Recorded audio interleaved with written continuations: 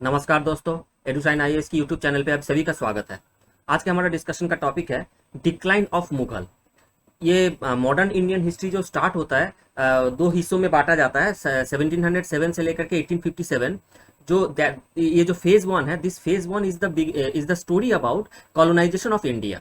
India के जो Indian native states थे, they were colonised by the European powers. लेकिन ये पॉसिबल नहीं था अगर जो सेंट्रलाइज्ड अथॉरिटी इंडिया में थी उसके पहले जो मुगल थे, उसके अगर डिक्लाइन नहीं होती तो ये पॉसिबल नहीं था। तो मॉडर्न इंडियन हिस्ट्री स्टार्ट ही होता है जो which is characterised by the colonisation of India, ये स्टार्ट ही होता है डिक्लाइन ऑफ मुगल से। देखिए, डिक्लाइन ऑफ मुगल हुआ था इसीलिए there was lack of centralised authority in India. Decline of Mughal के बाद हमें क्या देखने को मिलता है कि India got divided into various states. There was rise of various regional state, जैसे कि बंगाल, अवध, हैदराबाद, मैसूर, ऐसे बहुत सारे छोटे छोटे स्टेट की इमरजेंस हो गई थी। और सिर्फ ब्रिटिश ही नहीं, और भी European powers like French and Dutch, they also got involve in this inter rivalry between this Indian states. Now, in this power struggle, the British emerged out as the most powerful। और धीरे धीरे बहुत सारे जो जितने other European powers थे जैसे French, Dutch और पोर्टुगीज, उनको रिमूव किया गया इंडिया से। और दूसरी तरफ इंडियन जो नेटिव स्टेट्स थे उनको भी डिफीट करके इंडिया की पूरी तरह से कॉलोनाइजेशन हुआ। तो डिक्लाइन ऑफ मुगल्स के वजह से ही कॉलोनाइजेशन ऑफ इंडिया पॉसिबल हो पाया था। और इसीलिए ये टॉपिक हमारे लिए बहुत ही इंपॉर्टेंट बन जाता है। और इसमें प्रीलिम्स मेंस दोनों जगह पे क्वेश्चंस आते हैं, not only in UPSC but also in various state civil services, कि डिक्लाइन ऑफ मुगल और उसके जो फैक्टर्स रिस्पॉन्सिबल थे उसके ऊपर बहुत सारे क्वेश्चंस आते हैं। अब देखिए, डिक्लाइन ऑफ मुगल विजिबल हुआ था after the death of Aurangzeb, when after 1707 में औरंगजेब के डेथ के बाद ये विजिबल होना शुरू हो गया था। लेकिन अगर हम इन डेप्थ एनालिसिस करें तो हम देखेंगे कि ये जो डिक्लाइन है इसके शुरुआत हो गया था औरंगजेब के टाइम पीरियड से ही, क्योंकि बहुत सारे फैक्टर्स उन्हीं के टाइम पीरियड में हिडन था। लेकिन हुआ यह था कि Aurangzeb was a by character, he was a very strong ruler, जिसके वजह से during his lifetime this decline, this fractures, they did not surface और they did not become visible. लेकिन उनके डेथ के बाद जितने लेटर मुगल रूलर्स आए थे उनके वीकनेस के वजह से ये सरफेस होना शुरू हो गया था और ये विजिबल होना शुरू हो गया था। तो जितने भी फैक्टर्स रिस्पॉन्सिबल है, देखिए ये यहाँ के जो ये 5 फैक्टर यहाँ पे हमने दिखाया है, they all had begun during the life time of Aurangzeb himself. तो अगर हम उनके फैक्टर्स के बारे में देखें, so the first factor comes is the religious Orthodox policy of Aurangzeb. अब देखिए, मतलब मुगल जितने पॉलिसीज है, चाहे वो उनका डेक्कन पॉलिसी हो, उनकी लैंड रेवेन्यू पॉलिसी हो, या फिर रिलीजियस पॉलिसी हो, कोई भी पॉलिसी हो, all the policies had been started by Akbar, who was the greatest ruler in the Mughal dynasty। अब अकबर के जितने भी पॉलिसीज थे उसमें से जो जो रिलीजियस पॉलिसी था, that was very much tolerant and very liberal policy. लेकिन बहुत सारे जगह पे हमें ये देखने को मिलता है कि अकबर की पॉलिसी वाज कंटिन्यूड बाय उनके जो बाद आए थे Jahangir and Shah Jahan had continued with Akbar's policy. लेकिन औरंगजेब के टाइम पे बहुत सारा डिपर्चर देखने को मिलता है अकबर की बहुत सारे पॉलिसीज में। उनमें से ये एक बहुत इंपॉर्टेंट है रिलीजियस पॉलिसी, क्योंकि जो लिबरल एंड ओपन पॉलिसी था, टॉलरेंट पॉलिसी था अकबर के टाइम पे, that was reversed by Aurangzeb and he adopted an orthodox policy. इसका एक रीजन था। रीजन ये था कि देखिए, Aurangzeb was the youngest son of Shah Jahan. तो औरंगजेब के पहले मतलब कि Dara Shikoh was the crown prince, उसके बाद मुराद, शाह शुजा, उसके बाद आते हैं औरंगजेब।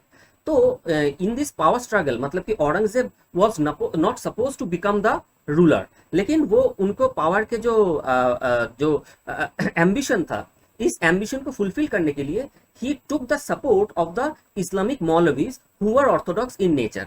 दूसरी तरफ दारा शिकोह जो थे, Dara Shikoh was very liberal in nature and he was despised by the Islamic maulvis. तो जब औरंगजेब की विक्ट्री हुई over the all the other rulers, he had to adopt orthodox policy, क्योंकि इस्लामिक मौलवीज के एक काफी सपोर्ट मिला था उनकी इस पावर स्ट्रगल में। और बाय नेचर भी उनका एक ऑर्थोडॉक्स पॉलिसी था। He was a Sunni Muslim, I mean Mughals were Sunni Muslim. तो जो शिया मुस्लिम के प्रति जो एंटागोनिज्म है, जो बाकी मुगल रूलर्स में देखने को नहीं मिलता है, वो औरंगजेब के टाइम पे देखने को मिला था।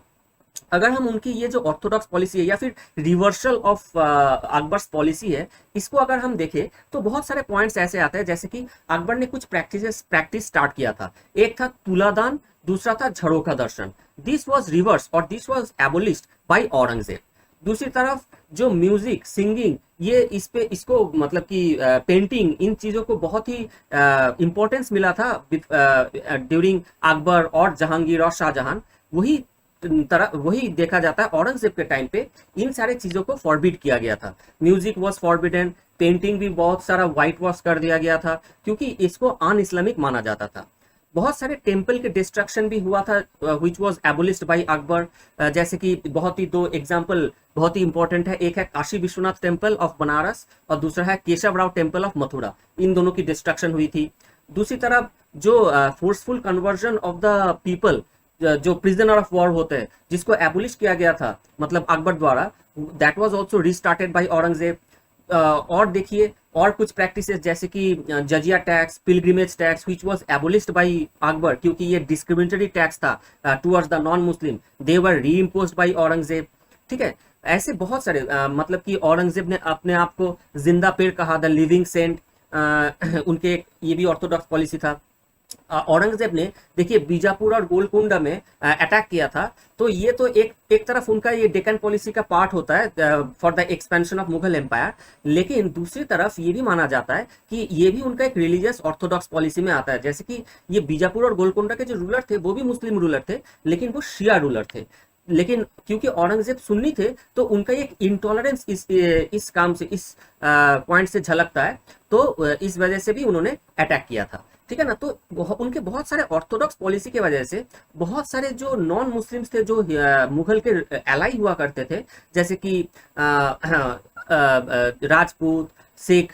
सिख के बारे में बता दूं, जो 10th सिख जो 10 मतलब 9th सिख गुरु है Guru Tegh Bahadur, he was executed by Aurangzeb. And इसी वजह से जो 10th सिख गुरु थे गुरु गोविंद सिंह, उन्होंने औरंगजेब के खिलाफ खालसा आर्मी बनाया था। ठीक है ना, as a part of defence of the Sikh army. तो ये बहुत सारे लोगों ने, जैसे जाट, बुंडेलाज, ऐसे राजपूत, ठीक है ना, बहुत सारे लोग औरंगजेब के खिलाफ मतलब कि रिवोल्ट करना स्टार्ट कर दिया था। देखिए इसीलिए मतलब कि बहुत सारे रीजन है। ये जो फोर्थ पॉइंट है फ्रीक्वेंट रिवोल्ट, इसके एक रीजन था उनके ऑर्थोडॉक्स रिलीजियस पॉलिसी। उसके दूसरे पॉलिसी था एग्रेरियन क्राइसिस। देखिए औरंगजेब के टाइम पे एक एग्रीकल्चरल क्राइसिस देखने को मिला था। मतलब कि Mughal had introduced various agricultural technology, लेकिन पिछले 200 सालों से कोई भी एडवांसमेंट नहीं हुआ था, जिसके वजह से एक फर्टिलिटी, जो सॉइल की जो फर्टिलिटी है वो डिक्लाइन होता दिख रहा था। दूसरी तरफ जो डिफरेंट बहुत सारे रिवोल्ट हो रहा था, इसके वजह से फ्रीक्वेंट आर्मी मोबिलाइजेशन हो रहा था। आर्मी मोबिलाइजेशन में क्या होता है कि there was damage in the crop, और जो क्रॉप डैमेज होता है उसमें ज्यादा नुकसान हो जाता है जो पीजेंट होता है उनका।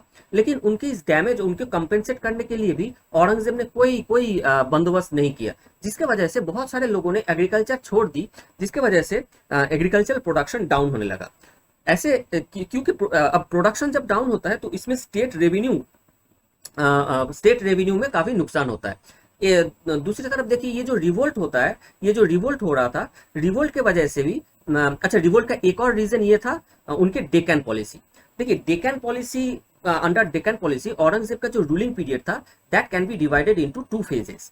एक था north Indian phase which can be considered from 1658 to 81, this was his north Indian phase.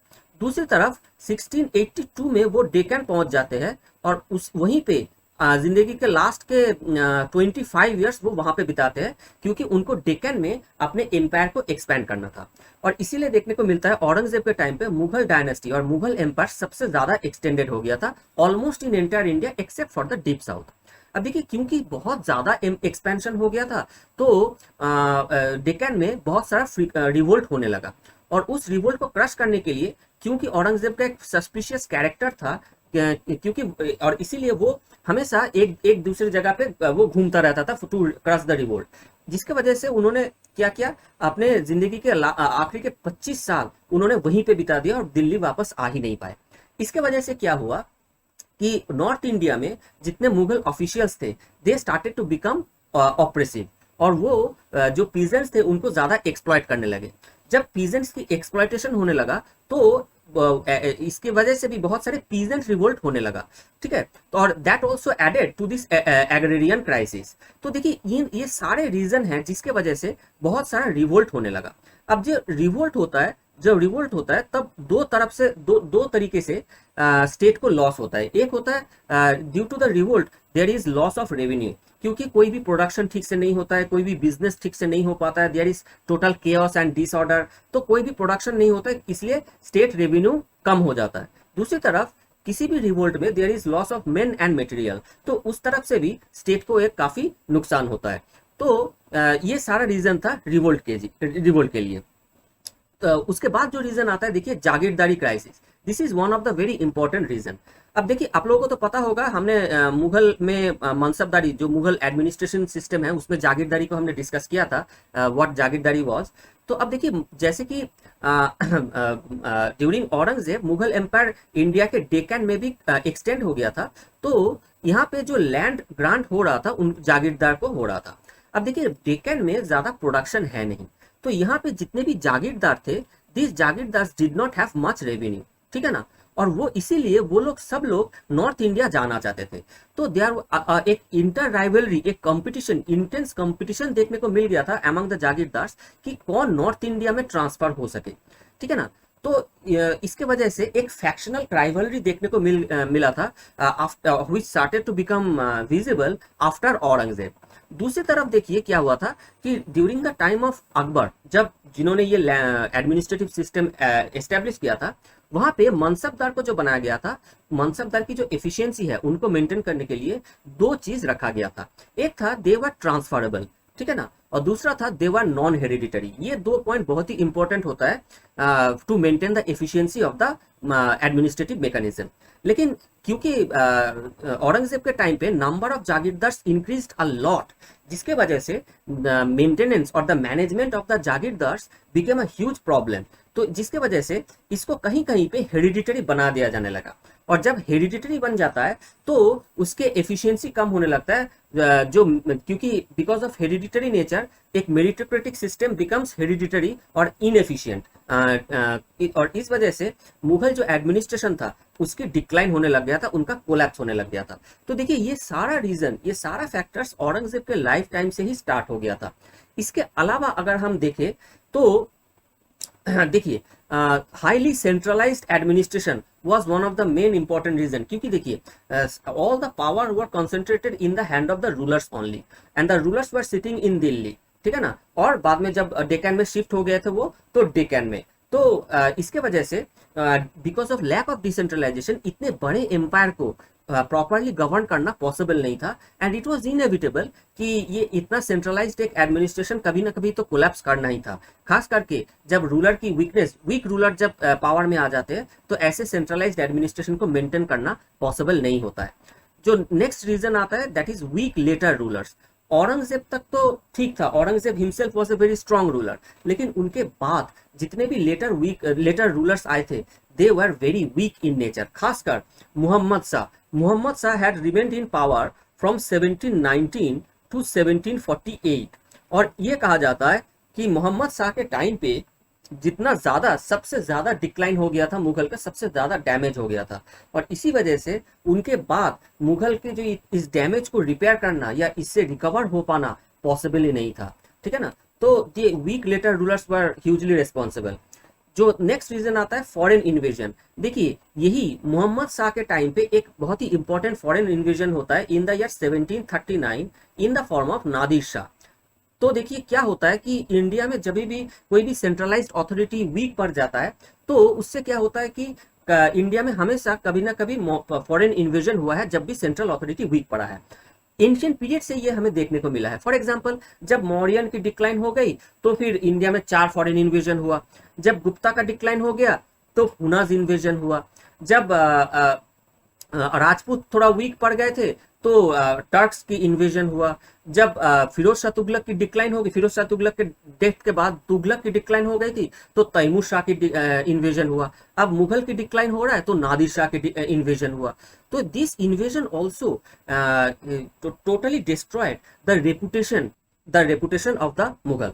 तो इसके वजह से क्या होता है कि मुगल की डिक्लाइन होने लगता है। जो नेक्स्ट रीजन आता है that is the inherent weakness of the Mughal administration.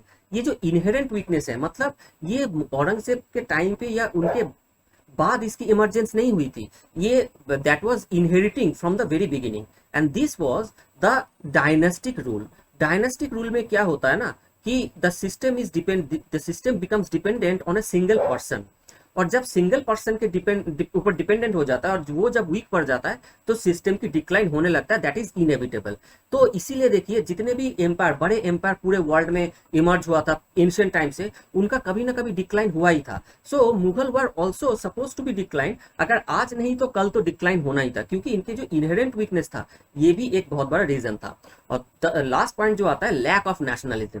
देखिए इसी वजह से क्या देखने को मिलता है कि जब मुगल की डिक्लाइन होने लगता है तो बहुत सारे मुगल ऑफिशियल्स बाहर आने लगते हैं, मतलब कि दिल्ली कोर्ट से बाहर आ जाते हैं, जैसे मुर्शिद कुली खान जो बंगाल में आकर के बंगाल की इमरजेंस हुई, फिर सादत खान जिसके वजह से अवध की इमरजेंस हुई, फिर निजाम आसफ जा उसके वजह से हैदराबाद की इमरजेंस हुई। तो बहुत सारे छोटे छोटे रीजनल पावर्स की राइज होने लगता है। So that also shows a lack of nationalism, क्योंकि लोगों के अंदर यूनिटी नहीं थी, and that is what the nationalism is about.